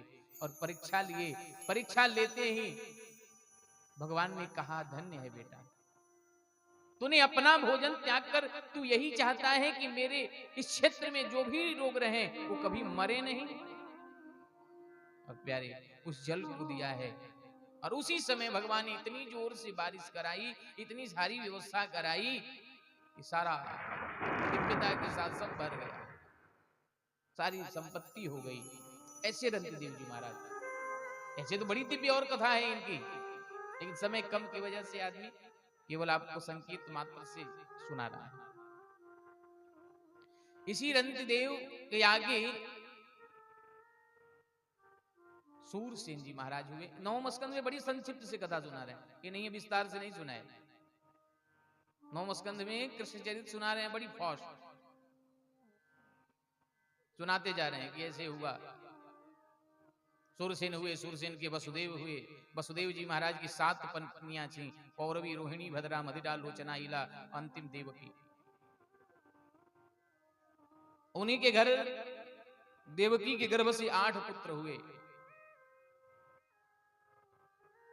8 को मार दिया है। 6 को मार दिया, 2 को बचा, जिनका नाम है कृष्ण और बलराम। उन्होंने जन्म लिया जेल में, गए गोकुल, सारा लीला वृंदावन में किया, वृंदावन से मथुरा गए, मथुरा से द्वारिका चले गए, और फिर सारा यदुवंश का विनाश हो गया। अब परीक्षित बताओ अब क्या करें, कथा तो है गई। अरे तूने कृष्ण चरित्र भी सुन लिया, अब बताओ। बोले महाराज, कथितो वंश विस्तार भवताम सोम सूर्ययो राज्ञां चोभ्यवंस्यानां चरित परमाद्भुतम्। हे महाराज, आपने चंद्रवंश, ये आपने सूर्य वंश की कितनी दिव्यता से व्याख्या करी, और चंद्रवंश की भी बड़ी व्याख्या करी है, और कथाओं को बड़ी विस्तार से कहा। लेकिन जब कन्हैया की बारी आई तो आपने चटपट मार दिया, पूरा चटपट कर गए। महाराज, उस कन्हैया ने ही, मैं ही एक बीज बचा था, उस कन्हैया ने ही मेरी रक्षा करी, और उस कन्हैया की चरित्र को मैं छोटा सुनूं? अरे उन्होंने मेरे वंश पर कृपा की है, मेरे बाबाओं पर कृपा की है, कि पितामहे में समरे मरंजरे देव व्रताद्या तिसिंग मंगले दुरेतयं को रवसिंज सागरम कित्वा तरन्वा पदम स्वपल्लवा। महाराज, कौरवों के तबाह पितामह भीष्म थे, द्रोणाचार्य थे, कृपाचार्य थे, और मेरे बाबाओं के पास कुछ नहीं था। जो कौरवों की सेना थी वो सागर के समान थी, लेकिन हमारे बाबा उसी कृष्ण को लेकर के वैसे पार कर गए उस युद्ध को, जैसे कोई छोटा सा बछड़ा एक और छोटे से बछड़े के गड्ढे को पार कर जाए। उसी प्रकार जैसे छोटा सा गड्ढा है और कोई पार कर जाए, उसी प्रकार इस सैन्य सागर रूपी, समुद्र रूपी ये जो सेना थी, उसी कन्हैया के सहारे पार कर गए।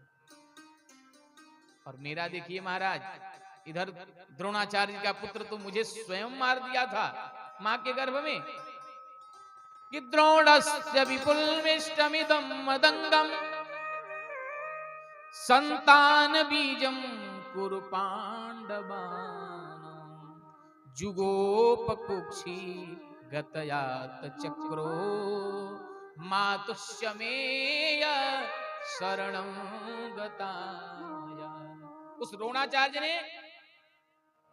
द्रोणाचार्य के पुत्र ने, अश्वत्थामा ने मेरे मां के गर्भ पे ही ब्रह्मास्त्र छोड़ दिया था, लेकिन वो कन्हैया की कृपा देखो, गर्भ में स्वयं प्रवेश करके गतआत चक्रो, बड़ी विशेषता बात यह है, पहले स्कंध में कहते हैं कि गदा से बचाया और यहां कह रहे हैं चक्र से बचाया। कौन कह रहा है? जो दृष्टा है, जो देखा है। परीक्षित क्या कह रहा है? मातुष्यमया शरणम गताया, लेकिन किससे बचाया? बोले जुकूप कुक्षी गतआत चक्रो। परीक्षित कह रहे हैं कि मुझे चक्र से बताया, और यह सूत जी महाराज कहते हैं कि गदा से बचाया। इसकी बात सही मानी जाए। कहने का अभिप्राय है प्यारे, ये तो परीक्षित अभी छोटा था, भगवान ही गदा ही लेके गए थे, लेकिन गदा को इतने वेग से नचाया है कि परीक्षित को लगा कि शायद चक्र ही लेके आए हैं क्या। और आपको बता दें, संसार में ऐसा कोई नहीं है, और ऐसा संसार में कोई मां नहीं है जो एक साथ भक्त और भगवान को दोनों को धारण किया हो। यहां देखिए, परीक्षित और भगवान एक साथ गर्भ में है। जन्म परीक्षित बाद में लिया और भगवान का दर्शन गर्भ में ही कर लिया। आज वही कह रहा है कि मैं कृष्ण की कथा को संक्षिप्त नहीं सुनना चाहता, हमें तो विस्तार से सुनाइए महाराज। सुखदेव भगवान ने कहा कि मुझे लगा कि तुम 4 दिन से आज बैठे हो कथा में। कितने दिन से? 4 दिनों से। तो मुझे लगा है 4 दिन से बैठे हो तो भूख लग गई होगी, प्यास लग गई होगी, इसलिए ऐसा करते तुम जलपान कर लेते, कुछ जल पी लेते। राजा परीक्षित ने बड़ा सुंदर बात कहा कि नैषादि दुसहा छुन्मा त्र्यक्तोमपि बाधते पिबंतम त्वान् मुखां भोज अच्युतम हरि कथामृतम। हे महाराज, आपके मुख से अमृत रूपी मैं कथा पी रहा हूं। न मुझे भूख लगती है, न प्यास लगती है। कि ना भूख लगती है, ना प्यास लगती है, जिंदगी अब उदास लगती है। कैसे आऊं मैं द्वारिका, आस भी अब निराश लगती है। महाराज, न मुझे भूख लग रही है, न प्यास लग रही है, आप तो केवल हमें कथा कृष्ण चरित्र सुनाइए। तब सुखदेव भगवान कहते हैं कि तुम्हारी इच्छा यही है, तब सुनो। जब जब इस धराधाम पर अत्याचार होता है, तब तब गौ माता, पृथ्वी माता गौ का रूप धारण करती है। धारण करके आज रो रही हैं, सारे देवताओं के पास गई हैं। सारे देवताओं के पास पहुंचकर कहीं, हे देवतागण, ये कंस आदि जितने राक्षस हुए हैं, मेरे सर पे इतने भार कर दिए हैं कि मैं अब रह नहीं सकती। मैं तो रासातल में चली जाऊंगी, मैं नहीं रह पाऊंगी। देवतागण कहे चिंता मत करो, ब्रह्मा जी के पास चलो। ब्रह्मा जी के पास गई, अपनी व्यथा को बताई। ब्रह्मा जी ने कहा कि अब इसके लिए हम लोग नारायण के पास चलना चाहिए। नारायण के पास गई। ब्रह्मा जी ने भगवान से बात किया है, ये पृथ्वी मैया रसातल में चली जाएंगी। आज गौ का रूप धारण करके रो रही हैं। भगवान ने जब गौ की बात सुनी, कहा ओ, मैं सारे अपराधों का सहन कर सकता हूं, लेकिन जब गाय पर कोई अत्याचार होता है तो मैं सहन नहीं कर सकता हूं। आज गाय को बचाने के लिए आज भगवान स्वयं गोपाल बनकर आए। ब्रह्मा जी से कहा, हे ब्रह्मा जी, आप चिंता मत करिए, मैं जन्म लेके आ रहा हूं। ब्रह्मा जी ने पूछा, कहां आएंगे? बोले वासुदेव गृहे साक्षात् भगवान पुरुष परम जनिष्यते तत्प्रियाकम् संभवन्तु सुरश्रिय। मैं साक्षात भगवान, मैं वसुदेव के घर जन्म लेकर आऊंगा। इसलिए महाराज आप जितने देवतागण हैं वृंदावन में, गोकुल में, बरसाना में, नंदगांव में, आप सभी चलो और कुछ न कुछ रूप धारण करके वृंदावन को सुशोभित करो, पूरे 84 कोस के ब्रज मंडल को सुशोभित करो। सारे देवता को ब्रह्मा जी ने आश्वासन दिया, पृथ्वी मैया को देवताओं से कहा है कि आप कुछ बनो, तो कोई बंदर बन गए, कोई वृक्ष बन गए। इसलिए तो कहा जाता है वृंदावन के वृक्ष को मर्म न जाना कोई, डाल डाल और पात पात पे वृंदावन राधे राधे। वृंदावन के एक नियम है, वृक्षों को विशेष नहीं काटा जाता। अरे यहाँ तक है कि अगर रोड के बीच में भी आ जाए ना तो उसको काटने का नियम नहीं है। वृंदावन की ये महिमा है। वृंदावन के वृक्ष पता नहीं कौन है, कौन सा संत है, कौन देवता है, वो बन के आ गया है।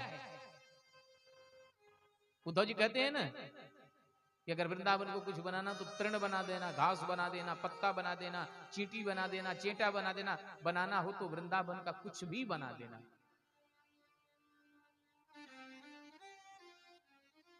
सभी देवतागण वापस आए हैं।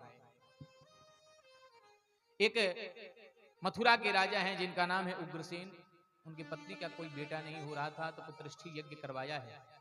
बेटा गर्भ में आया, लेकिन अंबिका मैया की पूजन करने गई हैं। वहां एक राक्षस है जिसका नाम है द्रुमिल। द्रुमिल राक्षस का छाया पड़ गया उस बेटे पे। होना था धर्मात्मा, हो गया पापात्मा। जन्म लिया तो पहले होता था कि जब बालक जन्म लेते थे तो लोग गुरुजी के पास जाते थे, बोले मेरे बेटे को देखिए कैसा है, ठीक है कि नहीं है। गए उग्रसेन जी महाराज। उग्रसेन जी महाराज जैसे गए हैं, पूछा है तो पंचांग निकाल करके गर्गाचार्य जी महाराज ने देखा। बोले आपका बेटा बहुत दुष्ट होगा, दुराचारी होगा, संतों को नहीं मानेगा, यज्ञ को नहीं मानेगा। बोले मैंने शुद्ध बुद्ध बेटा को चाहिए था, एक दुष्ट आत्मा कैसे प्रकट हो गया। तो गार्ग संहिता में ऐसी कथा आती है कि उस समय उग्रसेन जी महाराज ने उसको पिटारी में बंद करके प्रवाहित कर दिया था। बोले ऐसा बेटा हमें नहीं चाहिए। प्रवाहित कर दिया तो बहता हुआ जा रहा था। उसी समय सूरसेन जो वसुदेव के पिता हैं तपस्या कर रहे थे, देखा पिटारी लेकर आए, खोल कर देखे तो बेटा है। सोचा कि चलो पहले से एक बेटा वसुदेव था, एक और हो गया, अब इसको पालेंगे। तो उसको पालने लगा। सूरसेन जी महाराज ने पालना शुरू किया, बड़ा हुआ। तब तक नारद जी पीछे से आ गए। नारद जी ने कहा सुनो तुम किसके पुत्र हो। बोले महाराज मैं सूरसेन का पुत्र हूं। बोले सुनो सूरसेन का तुम पुत्र नहीं हो, तुम तो उग्रसेन का पुत्र हो। तुम्हारे पिता ने ऐसे ऐसे हुआ था तो तुमको अब सारा भड़क गया। इतना भड़का कि जाकर भोलेनाथ की तपस्या करी। भोले बाबा प्रकट हुए। बोले बेटा परम द्रोही क्या चाहते हो। बोले ऐसा आशीर्वाद दीजिए कि मैं अमर हो जाऊं। भोले बाबा कहे कि मैं ऐसा वर देना अब छोड़ दिया हूं। क्यों। बोले मैंने एक भस्मासुर को वर दिया था कि जो जिसको छुएगा वो भस्म हो जाएगा, सो हम ही को छूने लगा। तो ऐसा वर देना बंद कर दिया है हमने, और कुछ मांग लो। कहा महाराज जो मांग रहे हैं वो आप दे ही नहीं रहो। बोले बाबा ने तुमने से धनुष दिया, कहा ये धनुष ले लो, नारायण के सिवा कोई तोड़ नहीं सकता, जो तोड़ देगा उसको तुमको छोड़ नहीं सकता, ये लेके जाओ। लेके जैसे धनुष को अब चला, उसके साथ और बहुत सारा सैनिक हो गए। पूतना, आघासुर, व्योमासुर, अरिष्टासुर, तृणावर्त, केसी, बहुत सारे दैत्यगण उसके साथ हो गए। सीधे गया मथुरा में। मथुरा में जैसे गया तो पिताजी यज्ञ कर रहे थे। यज्ञ में जाकर जो है उसको बुझा दिया। ब्राह्मण जितने थे सबको गाली देना शुरू कर दिया। सुनो आज के बाद यज्ञ बंद करो, पूजा पाठ बंद करो, यज्ञ करना ही है तो कंस महायज्ञ करो, कंसाय स्वाहा बोलो, ये सब बंद करो। क्योंकि जो राजा रक्षा करता है वही ईश्वर के समान होता है। इसलिए आज के बाद ईश्वर मैं हूं। पिताजी बोले बेटा ये क्या कर रहा है। बोले इधर आइए। उनको लेके बुला कर गया, जेल में डालकर डबल ताला लगा दिया। तब तक चाचा जी थे देवक जी महाराज। देवक जी ने कहा बेटा ये पिताजी को क्यों डाल दिए? बोले आप भी आइए। तो उनको भी ले जाकर जेल में बंद करके डबल ताला लगा दिया। पूरा साम्राज्य अपने पूरा देखने लगा। एक दिन क्या हुआ कि देवकी एक दिन बैठ के रो रही थी। जब अपनी बहन को देखा तो बड़ी दया आई। बोले ओहो पिताजी को भी बंद कर दिया है और इधर चाचा जी को भी बंद कर दिया है। तो हमारी चाचा जी की बेटी हैं, देवक जी महाराज की बेटी देवकी। ऐसा कुछ काम करें कि लोगों में हमारा उत्साह बढ़े। ऐसा भी सोचा तो क्या करें? बोले ऐसा करते हैं कि बहन का विवाह कर देते हैं। लड़का कहाँ मिलेगा? तब तक याद आया वो वसुदेव से अच्छा लड़का कहीं नहीं है, क्योंकि मैं तो उसके साथ रहा हूं। तो वसुदेव जी महाराज का विवाह 6 पहले से हो चुका था। कितना? 6 विवाह। पौरवी से रोहिणी, भद्रा, मदिरा, लोचना, इला, 6 विवाह हो चुका था। लेकिन वसुदेव ने सोचा कि वो अगर इसे मना कर देंगे तो कहीं हम ही को मार देगा, इसलिए मना नहीं कर पाए। बस भाई जाइए आप, हम बिंडबाजी से आ जाएंगे। इधर जो है वसुदेव जी महाराज पहुंचे, विवाह हुआ है। इतना दान दिया है कंस ने, भागवत में तो बड़ी बड़ी गणना। इतनी दासियां, इतना रथ, इतना घोड़ा, इतनी हाथी, इतना वैभव, यहां तक कि दासियों को तक दिया है। विदाई की बात आई तो विदाई पे कहा कि हमारी बहन है, मैं स्वयं विदा करने के लिए जाऊंगा। विदाई करने के लिए रथ को संभाला है, रथ के चाबुक को संभाला, लेके जा ही रहा था, तब तक आकाशवाणी हुई, अरे कंस, जिस बहन को तू लेके जा रहा है छोड़ने के लिए बड़े उत्साह के साथ, उस बहन का 8वां गर्भ तुम्हारा काल होगा। आकाशवाणी ने कहा अस्यस्त्वाम अष्टमो गर्भे हंते या वह दे बूढ़े। 8वां गर्भ काल हुआ। तुरंत लगाम को रोका है, और लगाम को रोक करके अपने मयान से तलवार को निकाला, बहन के केस को पकड़ा, अब जा रहा था मारने के लिए। तब तक वसुदेव जी महाराज हाथ जोड़ करके खड़े हो गए,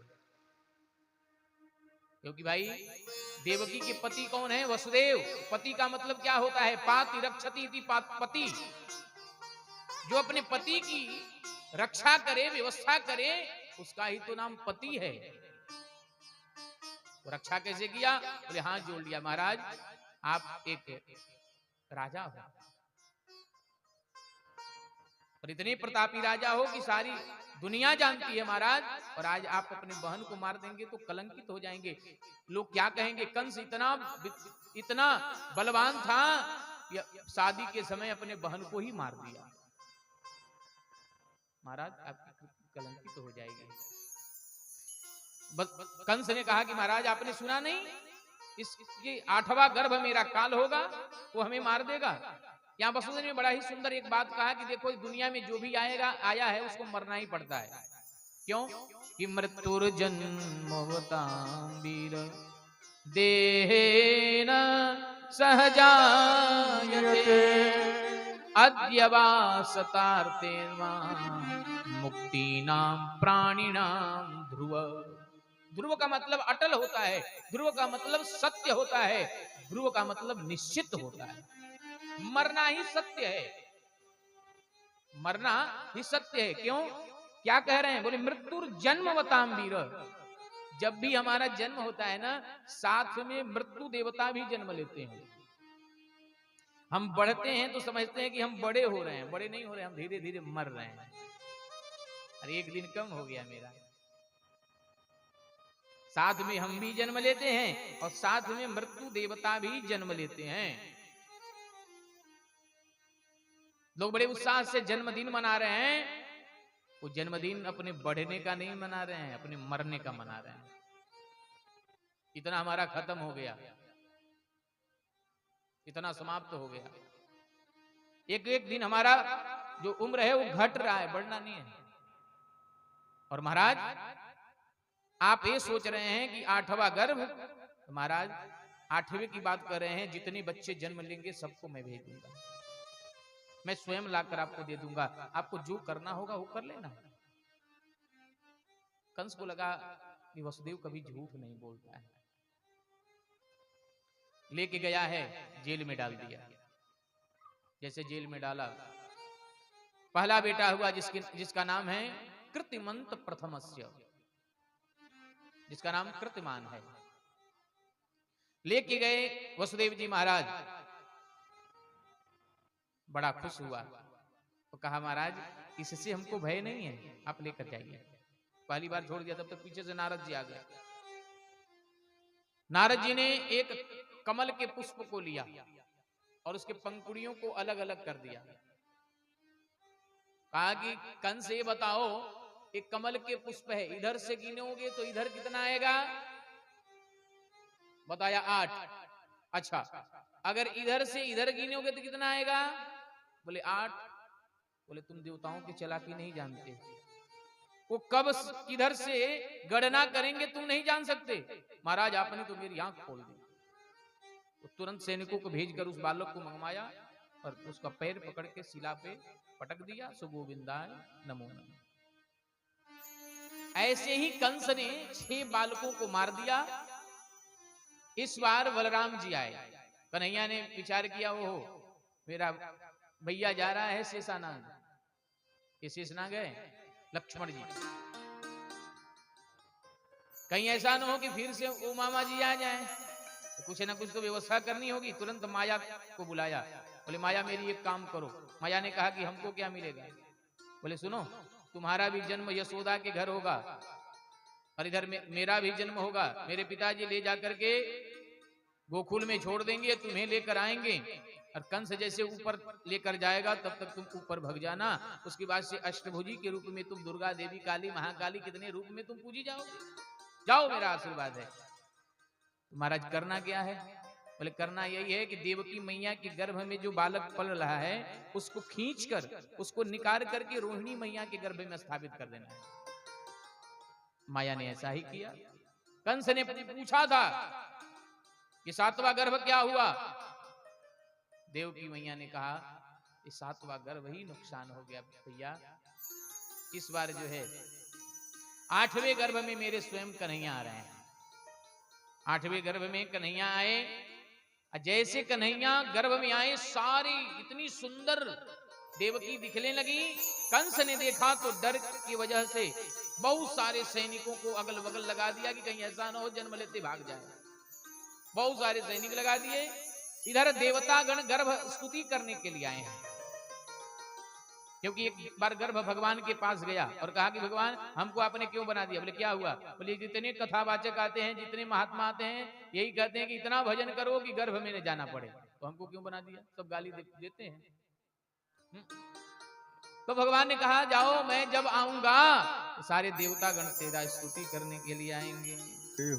सारे ब्रह्मादि के देवता आए हैं। आइए कन्हैया का गर्भ में स्वागत करें, देवता जैसे कर रहे हैं। और उसके बाद फिर कन्हैया का जन्म कैसे होता है फिर हम बधाई गाएंगे। आइए पहले कन्हैया से स्वागत करें। स्वागतम कृष्णा, स्वागतम कृष्णा, स्वागतम कृष्णा, शरणागतम कृष्णा, स्वागतम कृष्णा, स्वागतम कृष्णा, स्वागतम कृष्णा, स्वागतम कृष्णा, स्वागतम कृष्णा, शरणागतम कृष्णा,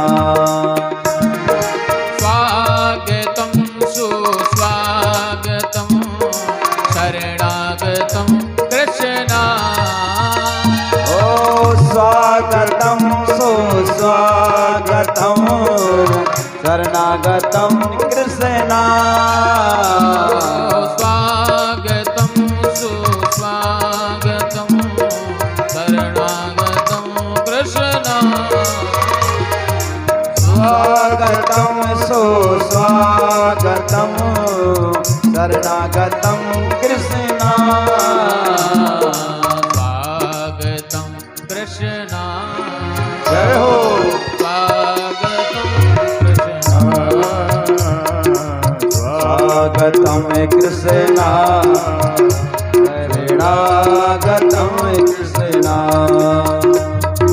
सत्यं व्रतं सत्यपरं त्रिसत्यं सत्यस्य योनिं निहतं च सत्यं सत्यस्य वेद्यं सतवेद्यनेत्रं सत्यात्मकं त्वा शरणं प्रपन्ना स्वागतं कृष्णा शरणागतम कृष्णा स्वागतम कृष्णा शरणागतम कृष्णा। देवतागण स्तुति करके चले गए। इधर देवतागण कहे क्या, स्तुति में क्या कह रहे हैं? सत्यम सत्यम सत्यम, बार बार सत्य सत्य कहा। भगवान को कहना चाहते हैं देवतागण, हे कन्हैया जा तो रहे हो, लेकिन कहीं ऐसा न हो मामा समझ के छोड़ मत देना, क्योंकि तुम जो कहते हो वही करते हो। इधर क्या हुआ, भादो का महीना आया और कृष्ण पक्ष आया,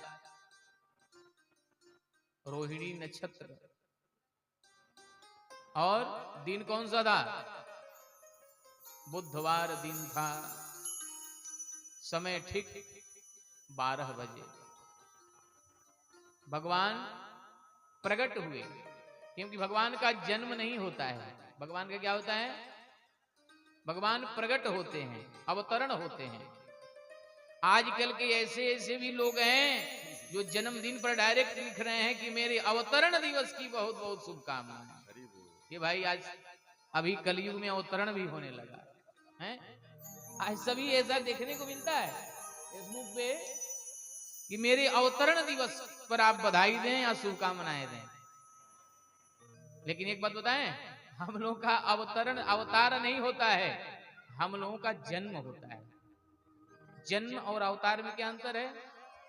बोले हम कर्म बंधनों में फंस करके हम गिराए जाते हैं, और भगवान स्वेच्छा मयस्य न तघूपो मयोस्य कोपी, और भगवान स्वेच्छता से आते हैं।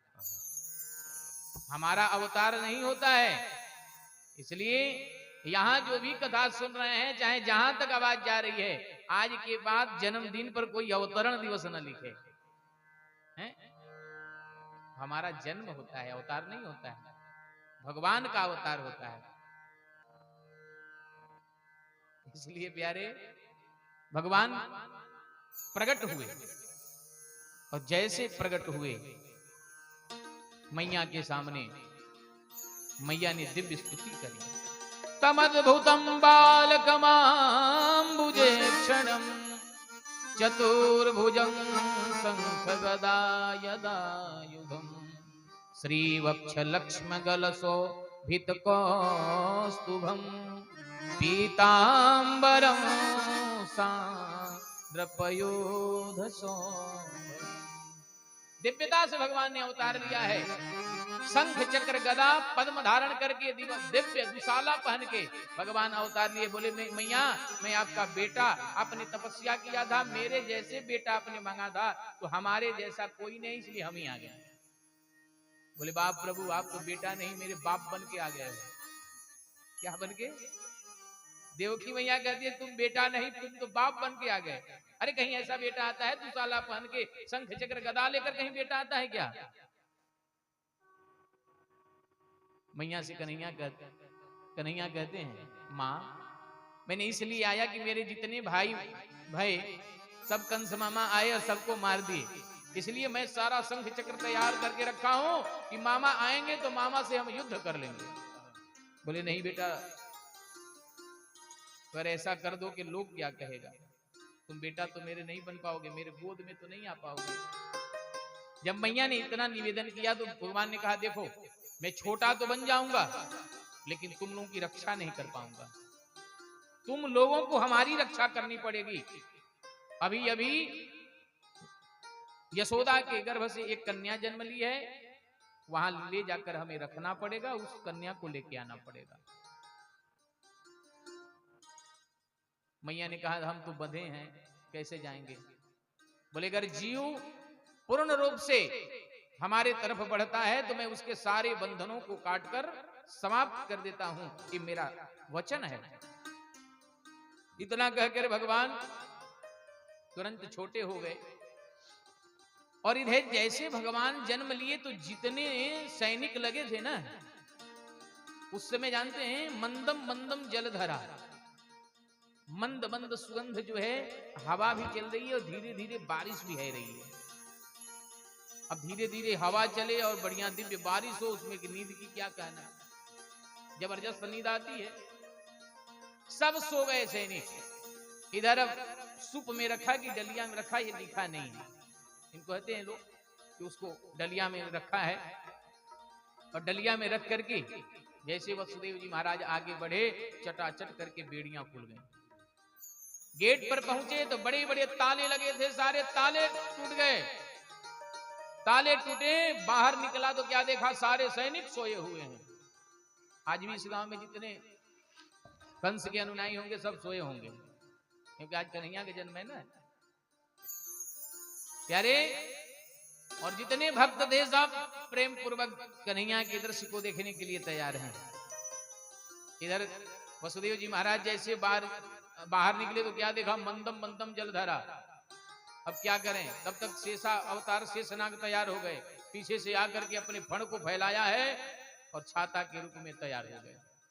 इधर वसुदेव जी चल रहे हैं, पीछे पीछे शेषनाग भी छत्र के रूप में चल रहे हैं। इधर वसुदेव जी महाराज को डर भी लग रहा है, क्योंकि अंधेरा रात और धीरे धीरे बारिश, और उसमें अनेक प्रकार के दादुर, पीहा इत्यादि जितने हैं सब बोल रहे हैं, जितने छोटे छोटे जंतु है सब बोल रहे हैं, डर भी लग रहा है। धीरे धीरे पहुंच गए यमुना जी के किनारे। यमुना जी के किनारे क्या देखा कि यमुना में तो बाढ़ आ गई है, पार कैसे करेंगे। अब उसी में डर डर के प्रवेश कर रहे हैं, और जो ऐसा लग रहा है यमुना जी आज बड़ी खुशी हैं। क्यों खुशी हैं? क्योंकि उनके पति का जन्म हो गया है। कन्हैया की पत्नी कौन थी? कालिंदी। कालिंदी नाम यमुना। यमुना जी पूरा जो है वसुदेव जी महाराज को कभी ढक देती हैं। क्यों ढक रही हैं? बोले अपने स्वामी जी के चरण का स्पर्श करना है। ये सब लीला कन्हैया देखे तो कहे भाई इस यमुना को थोड़ी भी शर्म भी ना आ रही है, ससुर जी साथ में हैं और स्वयं हमसे मिलने के लिए आ रही है, इसको थोड़ी भी शर्म नहीं है। तो कन्हैया को बड़ी गुस्सा लगी, और इतना गुस्सा कन्हैया को लगी कि तुरंत जो है पैर को चलाए, और जैसे पैर से यमुना को मारा सो यमुना जी सीधे नीचे चली गई।